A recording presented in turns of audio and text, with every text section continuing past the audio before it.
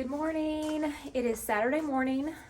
Pretty cloudy here this morning too, but still pretty warm. I didn't have to run my stove last night, and I decided since it was pretty cloudy, I'm not even going to open my window because I don't think I need it. It's not really hot in here, and I don't need the vent fan on. So right now it's just kind of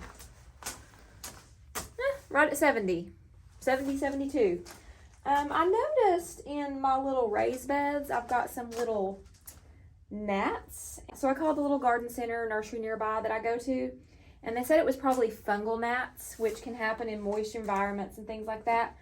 And they had some stuff to treat it, so I'm gonna go over there and see what I need. They mentioned like some stuff like nematodes or insecticidal soap. They've got some kind of drench or something, all organic, that I can still eat the vegetables from and stuff like that. So I'm gonna see if I can figure out what exactly I need or what my options are, and I'm gonna go do that in a few minutes. I sprayed yesterday with peroxide. I've done that before, but they said that if I do that, that I will get rid of all the good stuff in here. Like, it'll really make my soil sterile. So I don't know if I need to do that or not.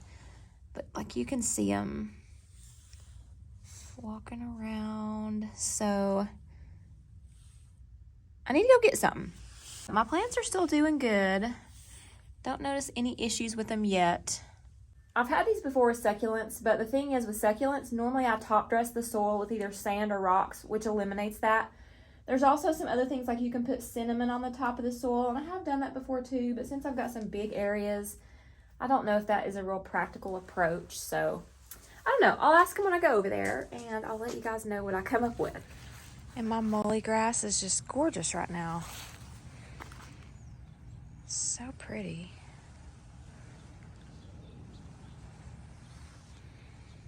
All right, I made it back from the store. Had to do a bunch of grocery shopping this morning, and then I went to get what I needed for the fungus gnats. Now, there were several things over there that they said I could use. There was like this, well, they called it a drench. It was something you could mix in with water. It had some natural ingredients, but they said I'd have to do it a couple times a week.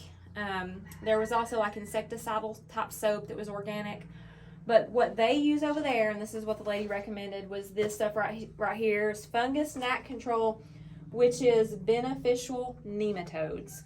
So basically this stuff has to be refrigerated. It is some type of microscopic worms that get in there and eat that stuff out of the soil. I guess the larvae and stuff like that. Very organic. And she said it definitely works. So she said that the gnats were fine. It's very normal.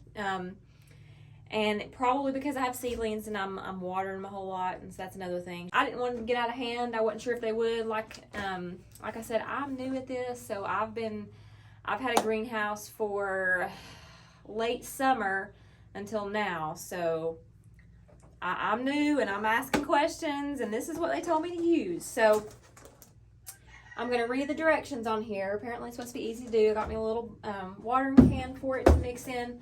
She said what I don't use I can refrigerate. So we're going to look in here and see exactly what it is. I think it comes in, they give you like a bag. I seriously have never done this. Well, I don't know. I'm going to figure it out though. So basically I will pour the contents of the container into the enclosed cloth bag. Pull the drawstring tight and tie a bow knot so you can untie it. Drop the bag into a bucket of cool water. For hose and sprayers, use about a gallon of water.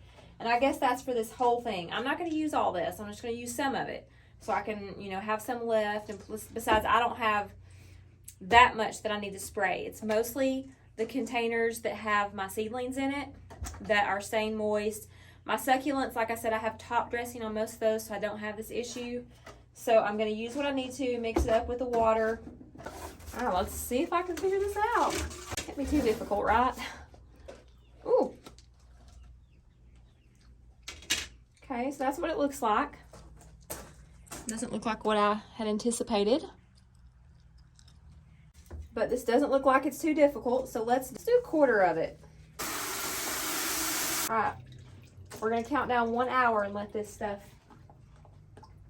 soak into the water. And I got a few things while I was out. I couldn't pass up. I got some pansies because I thought they would be cute in the greenhouse. Look at those. They had some really pretty colors. And I got some ivy because I thought this would look cute like hanging in the greenhouse. Nice little perennial for in here. I think these will be pretty over here. We'll see if they like it here.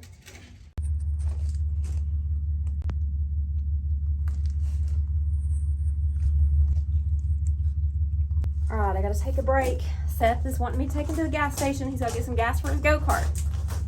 So we'll be back to the greenhouse in a little bit.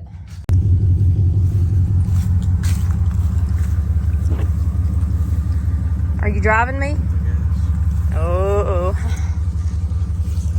Gotta buckle up. Put my helmet on.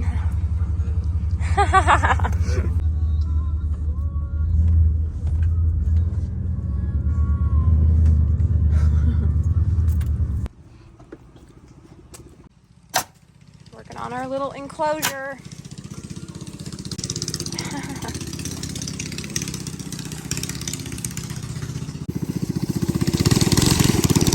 Okay, so it's been an hour, and these nematodes are ready. I'm gonna do what they said and just kind of squeeze the rest of the juices out of here.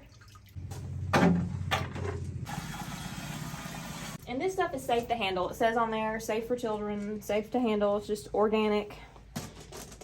It's worms, so I don't think it's gonna hurt anything.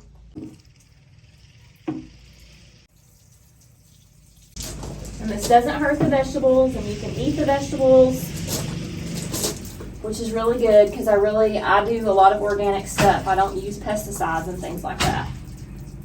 I'll do my tomatoes. I'm sure there's some in here too. All right, the rest of this I'm going to use on some of the stuff that I don't have top dressings on, and go ahead and water those, like some of my flowers and just a couple other things and some seedlings, and then just use the rest of this up.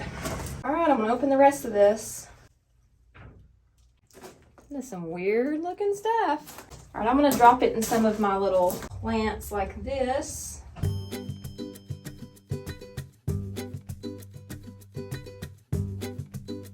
Got this little guy today too.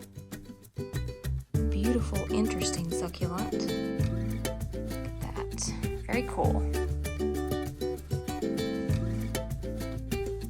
Is fixing to bloom. All right, I'm in my freezer and I'm gonna get some corn for supper, but it is down on the bottom. Smells so good in this freezer. It smells like summer. Look at all these veggies. Oh my goodness. So I researched online some different ways to preserve corn, and there was a farmer who had reached out to me online, and several of them actually, and said they froze their corn in the husk. And so I tried that just as an experiment to see how it would do, and I've opened it up. It looks pretty good. I'm going to try it out and see how good it is. I'll let you guys know, because it was a really easy way to preserve, especially when I had a lot of other things going on at the same time. All right, I just went to collect eggs. I want to show you guys something. Queenie has started laying. She must have laid yesterday, and I just didn't see it because it was in the nesting box. I didn't expect it to be there. I figured she was about ready to, because her comb had turned red and she was done molting. She looked really beautiful. She got all her new feathers in. So she's still mothering her babies a little bit. I don't know how much longer she'll do that, but we'll watch and see. But yeah, she's laying eggs again, so she's doing good, and she looks really good. All right, I've tried the corn. It is amazing. Such an easy way to preserve corn, especially when you have a whole lot at once and you have a lot of other things going on as far as harvesting. To just put it in the freezer like that tastes amazing. I will definitely be using this method next year. Super easy, and it still has the same taste and texture as the way I've done it before in the past, by either taking off the ear, blanching it, cooking it a little bit before I freeze it. Really good.